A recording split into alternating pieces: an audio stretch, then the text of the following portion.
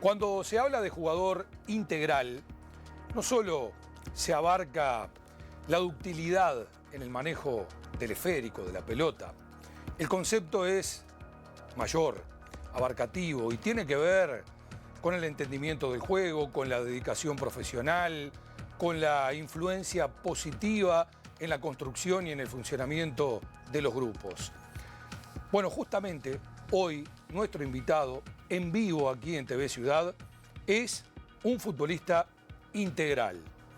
Fue base, pilar fundamental sobre el que se edificó el proyecto que institucionalizó el funcionamiento de las selecciones nacionales en el fútbol uruguayo, que generó un aire nuevo, renovado, distinto, el proyecto liderado por Tavares.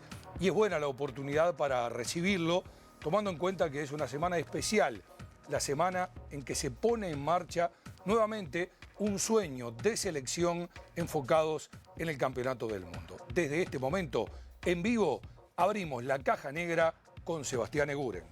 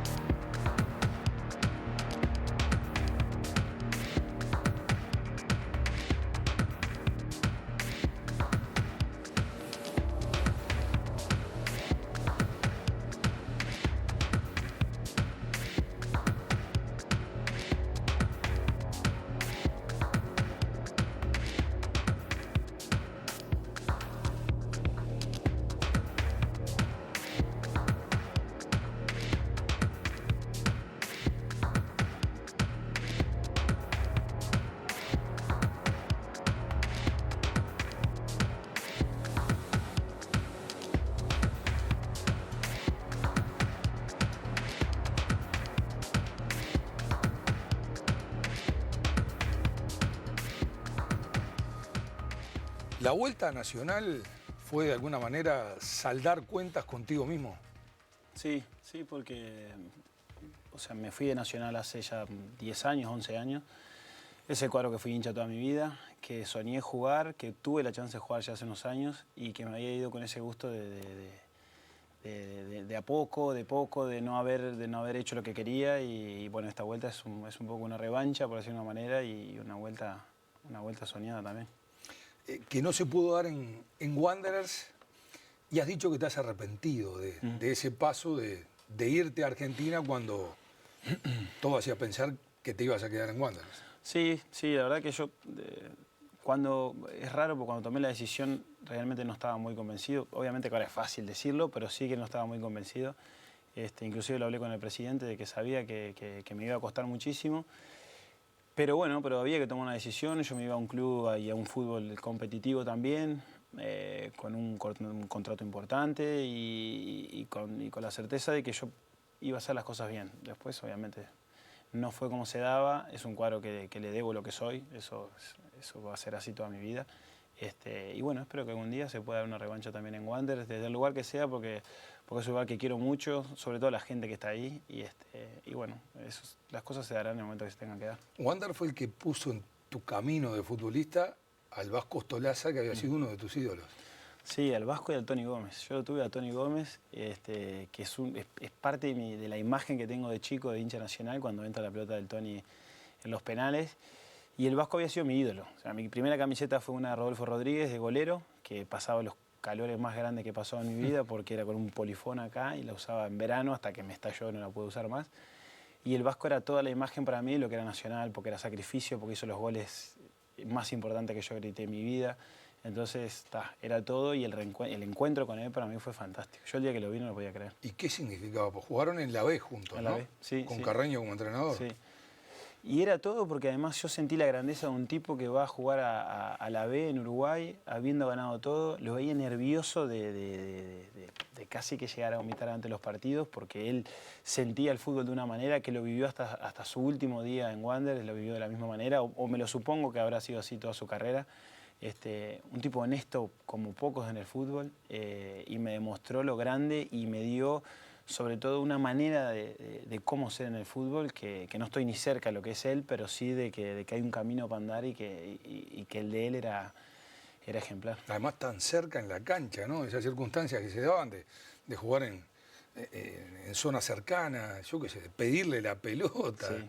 Sí, el Vasco cuando llegó empezó a jugar de zaguero.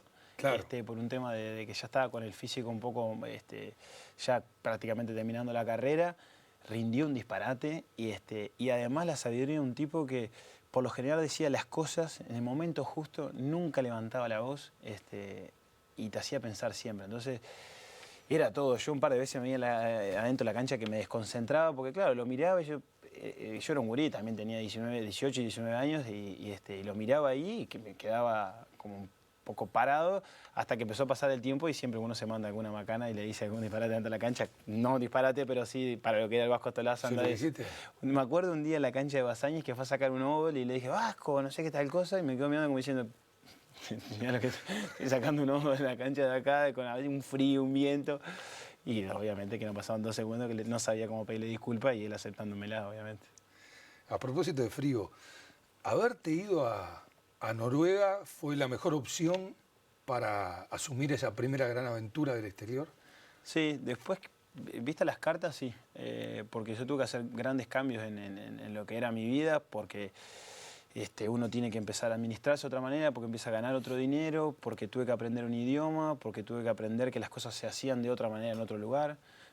Bajar 1000 revoluciones que yo acá las tenía a 1000, porque yo pensaba que me llevaba a todo el mundo por delante y hacía todas las cosas como a mí me parecían que eran, que siempre yo pensaba que estaba en la certeza. Y bueno, me vino bárbaro, porque me encontré, uno se encuentra más solo, empieza a pensar más en las cosas que uno hace. Y creo que ahí fue mi gran maduración como hombre, empezó ahí, bueno, la voy a seguir toda mi vida, pero sí que ahí por lo menos comenzó. Pero te fuiste allá arriba de todo, ¿no? Sí, estaba el Círculo Polar Ártico, estaba acá arriba, y era realmente frío, oscuro en el invierno. Temprano, oscurecida. Sí, a las 3 de la tarde ya se iba, aparte el sol es como medio se va arrastrando por el horizonte y es flaco, ¿viste? No te da mucho, ni mucha luz ni mucho calor, aparte salía tipo a las 9:30. Entrenábamos a las 11 y cuando queríamos acordar ya se había ido el sol. Para ellos era normal y para mí empezaba, al principio era una angustia tremenda. ¿Y de Noruega a Suecia? Sí. ¿Valió el cambio? Sí, muchísimo. Desde donde lo mire fue el cambio más importante de mi vida porque encontré a la mujer de mi vida que es mi esposa, la madre de mis hijos también. Y porque ahí empecé a jugar el nivel que yo sentí que quería encontrar. Me sentí bien, maduré un montón de cosas, sentí la necesidad de que si o jugaba bien o tenía que pensar que no la podía hacer en Europa, que no podía jugar, que el nivel no me iba a alcanzar y que tenía que volver o dejarlo porque ya no había, porque en el Rosenborg había comenzado bien, el técnico me exigió unas cosas que yo pensaba que él estaba errado y yo no fui capaz ni humilde de aceptarlas, entonces el cambio me costó. Y cuando fui a Suecia encontré un danés que había jugado en el Olympique de Marsella y tuvo confianza, me exigió y rendí. Y después, lo que te decía, la familia, que es ese equilibrio que me dio para afrontar toda mi carrera. ¿Tu señora es sueca? Es sueca, es hija de un uruguayo. El papá es uruguayo. Sí. Y bueno, la conocí en realidad en el cumpleaños de un vecino que tuve acá en Villa Española. Rarísimo. Porque vos sos del... Sí, del Mercado Pueblo Modelo. Nuevo. Sí, Pueblo Nuevo, ahí, Mercado Modelo, atrás de la placita de Platense. De Platense. Bueno, él vivía enfrente a mi casa y me lo reencontré allá años después. O sea, él había vuelto del exilio, habían vuelto sus padres, me lo encontré allá. Qué historia. Sí, y fui al cumpleaños, la vi por primera vez y bueno, y nos enganchamos y hasta el día de hoy. ¿Y él aceptó? Sí. ¿Tener al vecino como yerno? Sí, en realidad no era el papá de ella, nunca volvieron. O sea, yo el que me encontré ella fue mi amigo, que fue en un cumpleaños de él. Nos encontramos. Perfecto, ahora entendí. Y ahí encontré a la que hoy es mi mujer, y resultó que ser hija de un uruguayo que se había ido ¿Y en ella los tenía 70. contacto con las raíces de acá? ¿O nacida allá y criada allá? Sí, porque habían vuelto muchas veces. obviamente que su mamá es sueca y vivieron toda su vida allá, o sea, su lengua madre es la sueca, obviamente, pero sí que hablaban con el papá en español y sabían lo que era Uruguay, pero bueno, es la primera vez que estamos viviendo ahora y ella acá es ahora. Y sí, yo creo que conmigo resurgieron otras cosas que eran más del pasado, porque cuando uno va creciendo, perdón, como que va haciendo sus raíces y sus cosas. Entonces, bueno, ahí ella en ese entrevero aparecí yo y la traje para Uruguay. Es muy poco el tiempo transcurrido, pero ella está feliz de estar acá. Sí, se está reencontrando, como todo. La verdad que mi carrera ha sido un poco viajar por todos lados y estos últimos años un poco más. Pero sí, pero ya está encontrando un poco su camino. Creo que lo que lo apasiona a uno siempre es como que te da esa felicidad y de que no importa el lugar donde estés. Yo en Suecia, que no tenía absolutamente nada con Uruguay, me encontré feliz, prácticamente no extrañaba nada y es el polo opuesto a donde estamos nosotros. Y bueno, ojalá que ella lo encuentre porque bueno, obviamente que es la mujer que amo y deseo que esté feliz. Cuando te vas a España, a la hora de la decisión, que para ella significaba mucho, me imagino, tuvo que ver, ¿no? En darte la opción de la elección. Sí, porque además estaba de Manuel, mi primer hijo, que tenía 7 meses, estaba más o menos 7 meses y poco, y la opción era, en ese momento yo tenía la mesa, yo podía renovar con el club y quedarme unos 4 o 5 años más ahí, tenía una opción de irme al Basilea, a Suiza, perdón. Y el Villarreal me vino con una opción de 6 meses de préstamo con opción de compra. O sea, que era lo más riesgoso de todo y ella me dijo, si sos feliz y este es tu sueño, vamos ahí. Y a mí me dio una fuerza tremenda y una seguridad no solamente de lo que iba a hacer, que era lo cierto, sino que mi mujer realmente me amaba. Entonces fueron un montón de cosas que hicieron que lo del Villarreal saliera fantástico. Ella te dio el ok y Pellegrini, ¿qué te dijo? Y Pellegrini me dijo, no hagas nada de lo que venías haciendo. Fue lo primero que me dijo. ¿Tan así? Sí, porque yo venía haciendo muchos goles en Suecia el último año y él me llevó como el volante de contención para que todos los otros que jugaban muchísimo, Robert Pires, Cazorla, Nihat, Thomason, Rossi, un equipazo, Marco Sena, él me dijo, yo te quiero ahí para que seas el perro de casa, que marques y que juegues fácil y que estoy seguro que vas a rendir más de lo que pensás. Y bueno, fue tal cual. O sea, yo no tenía muchas opciones más y bueno, con la ayuda del equipo crecí muchísimo y jugué a un nivel que fue el más alto que jugué en mi carrera. ¿Haber jugado en Brasil fue cumplir un sueño de alguna manera? Ya generando el retorno, pero yendo a un medio altamente competitivo y de repente muchas cosas te vinculaban con gustos con Brasil. Sí, sí, mucho. Fue un sueño jugar en Brasil porque tenía mis gustos musicales, porque me ha gustado siempre, desde Titás, Legión Urbana, la música, y me ha acercado mucho a lo que es Brasil. Y después porque Hugo de León jugó en el Gremio, porque fue parte de de mis ídolos también, lo vi siempre, el fútbol brasileño me encanta, y yo estaba seguro que llegando ahí iba a aprender mucho. Llegué con una edad de que lo aprendido quizás no lo use tanto como si hubiera llegado más joven, pero me encantó, aprendí muchísimo y lo disfruté un montón. Vamos a hacer una pausa para hablar de selección que vale la pena y tenés autoridad para hacerlo. El día que subieron con Palmeiras, ¿por qué no pudiste festejar? Porque no les gustaba nada. Ellos, la hinchada quería demostrarnos que era un equipo de primera división y que la B no se festejaba. Entonces nosotros subimos y yo esperaba que había un festejo tremendo porque había una expectativa grande para subir.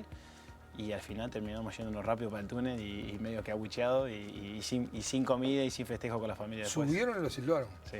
Increíble. Hacemos la pausa. Sebastián Eguro nos acompaña en vivo esta noche aquí en TV Ciudad, abriendo la caja negra. Enseguida volvemos.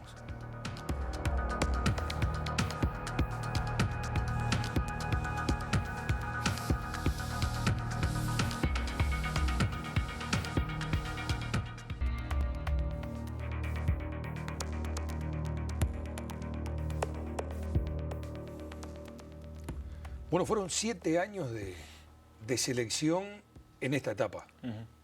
Sí, porque yo comencé en el 2001 en la Copa América. Ya había ido a alguna citación ahí de la eliminatoria y eso, pero bueno, jugué. ¿Tu primer vínculo con la selección fue con la selección de la B? De la selección, sí, yo estuve, bueno, anteriormente había preselecciones sub-15, sub-17 y todas estas cosas, pero realmente me tocó jugar con la camiseta de Uruguay con una selección de la B, que en la era de Abulafia. Estaba buenísimo porque levantaba el nivel de la segunda división increíble, nos motivaba a nosotros muchísimo y además la experiencia fue tremendamente exitosa porque fuimos con Ariel Krasowski, me acuerdo, Vicente Sánchez, Canovio, Omar Pérez, Cabeza de Apuesto, no sé, un montón de Contreras, un montón de jugadores de altísimo nivel y que anduvimos bárbaro. Eso fue mi primera relación con la selección, sí. Después sub-20 y la mayor ya en el 2001 en la Copa América. Y estos 7 años, ¿y dónde los pones estos 7 años transcurridos? Fue lo más grande que me pasó, te diría en mi vida, sacando obviamente el nacimiento de mis hijos y lo que uno vive a nivel familiar, digo, fue una experiencia sumamente intensa y donde creo que todos, pero yo por sobre todo las cosas, crecí muchísimo porque fue un grupo humano tremendo. Tremendo, yo pocas veces me pasó en Wanderers cuando yo era chico, el primer equipo, pero acá llegamos a ser amigos muchísimos jugadores, estamos hablando de 17, 20, de los 23 éramos amigos casi todos.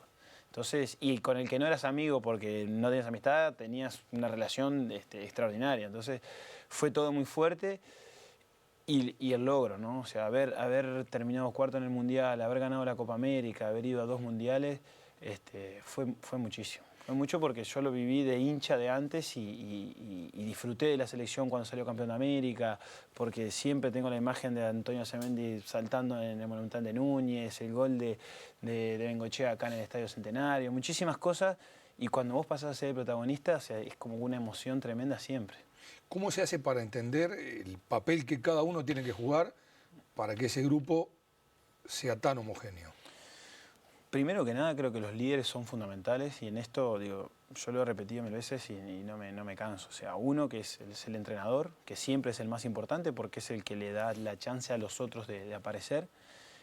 Y Diego, Diego Lugano, que ha sido el líder por excelencia que he visto, el mejor que he tenido y del cual aprendí de cómo realmente tiene que ser un líder. O sea, porque de ahí para abajo había una línea de la cual en todos los que estábamos comprometidos teníamos nuestro rol y lo cumplíamos con la humildad que uno tiene que tener de aceptar el lugar que le toca en ese momento.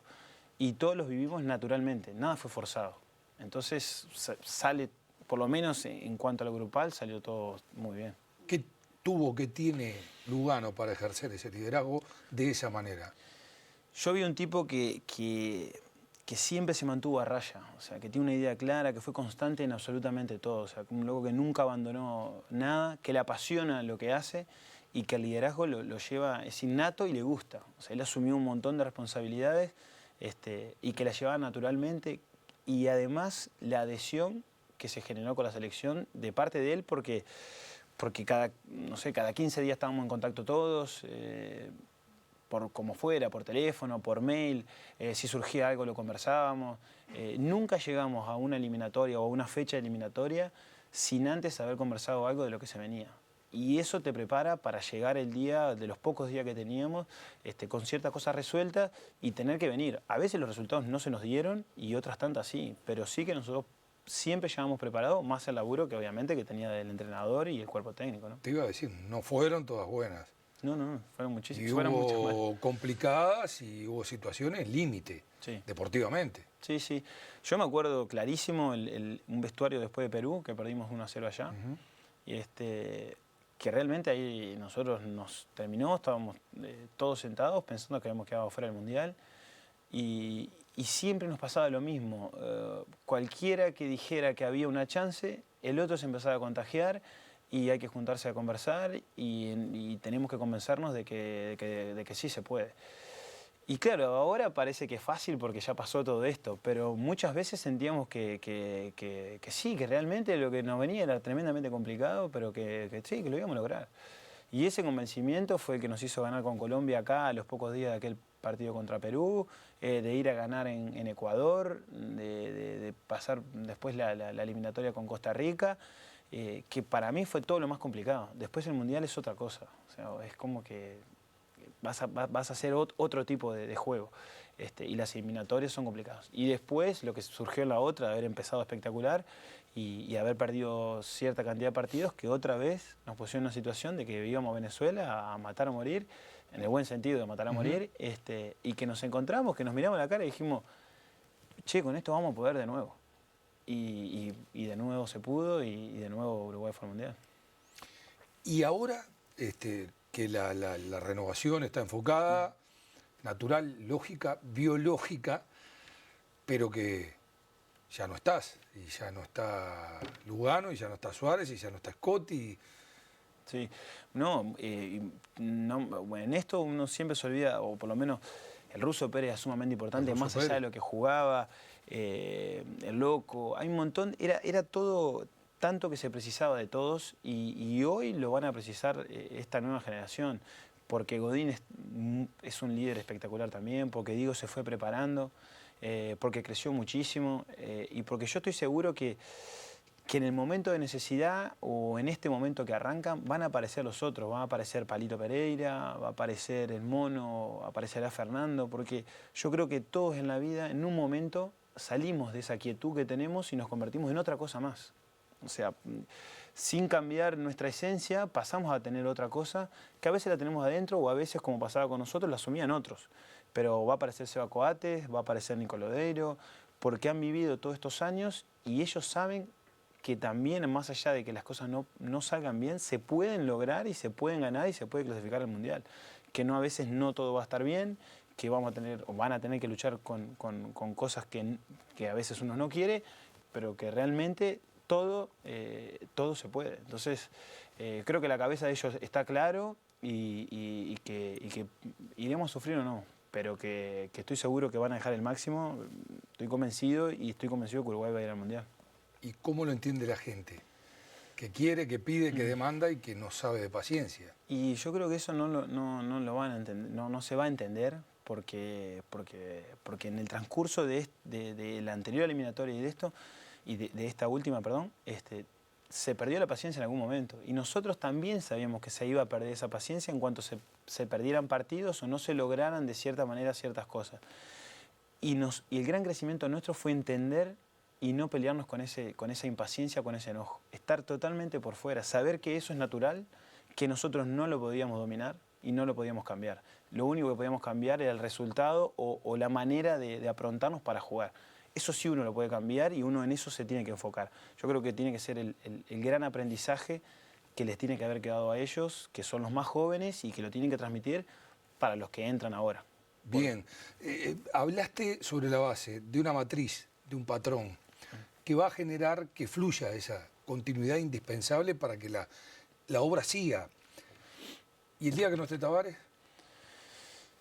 Sí, eso va a ser un tema porque obviamente siempre es feo hablar de un entrenador, ¿no? O por lo menos a mí no me gusta, pero ahora que uno está lejos, es un tipo que domina absolutamente todo. Y no me estoy metiendo en la parte futbolística, ¿no? Estoy hablando de todas estas cosas que hablábamos, que lo domina todo y tiene muy claro lo que él quiere para su grupo y lo que quiere para la selección. Estando esas cosas claras, obviamente que también las tienen claras los otros. Y el día que no esté, yo creo que la mejor manera es elegir inteligentemente a alguien que de alguna manera se adecue a lo que precise la selección. Si lo que precisa la selección mañana es un cambio de no sé de qué, de manera de juego, de lo que fuese, y por eso se buscará otra cosa, porque el maestro no estará por su edad o lo que fuese, en los jugadores y en los grupos eso va a tener que estar como una marca registrada de la selección, del manejo y de la forma de afrontar las cosas. Porque entre otras, Mario, yo no me creo el más vivo ni un crack en absolutamente nada. Todo lo otro lo transmitieron otros jugadores con pase de valores de lo que es la selección uruguaya, llámese Montero, Darío Rodríguez, Pablo García y así otros tantos. Nosotros quizás se armonizó y quizás el golpe que dio el Mundial nos dio a nosotros decir, bueno, este es el camino y no hay que moverse de acá. Y quizás esa suerte no la tuvieron los otros. Entonces, yo no quiero subestimar ni muchísimo menos a los que estuvieron antes, ni nosotros creernos más de lo que fuimos, porque realmente todos los valores que nosotros tenemos, yo los vi en esta gente que te nombré, que eran líderes y que dejaron todo por Uruguay también. Obviamente que nosotros tuvimos quizás otra historia y nos marcó de otra manera, y creo que el aprendizaje está en eso, en que eso sirvió y en eso hay que agarrarse. Pero que se construya sobre ese piso, que no se destruya todo lo edificado. Lo último, cuando Suárez evita el gol, contra Ghana, lo echan, se va, vos vas a él. ¿Y qué le dijiste? Yo sentía yo le dije, Luis, vamos a ganar el partido. Porque estaba convencido, era una sensación, creo que la teníamos todo inconscientemente. Porque sentíamos todo que nos tenía que tocar a nosotros.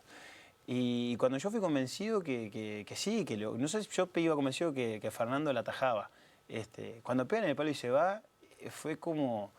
Se tienen 200 millones de cosas en la cabeza. Yo volví a pensar en Luis, que había hecho lo que todo uruguayo hubiera hecho. Meter la mano, sacarlo con lo que fuera. Y fue grandioso. La verdad que yo ese día fue uno de los días más grandes del fútbol. Creo que porque me lo iba al colegio con mi hijo y me lo recuerdan los gurises de 7, 8 y 9 años que hace 4 o 5 años no tenían nada. Y voy a buscar a mi hijo a la casa de un amigo y estaban mirando en YouTube la jugada. Entonces es fantástico porque es un recuerdo positivo, porque es algo que a ellos los llena de orgullo también, de que su selección haya logrado algo que es histórico y que fue de esa manera. Y estuvo bueno también que haya pasado porque creo que le pasaba a otras selecciones en otros países y nunca nos pasaba a nosotros de esa liga, de eso que nos tocaba con la varita y nos tenía que tocar. Bueno, todo eso lo hicieron ustedes y está muy bueno. Muchísimas gracias por haber venido, Sebastián. Y vale el mensaje, sobre todo tomando en cuenta el momento, lo que viene, para que nos llegue a todos y para que entendamos que se ha recorrido un largo camino, sinuoso, pero sobre el que se ha edificado mucho. Ojalá se respete todo lo hecho.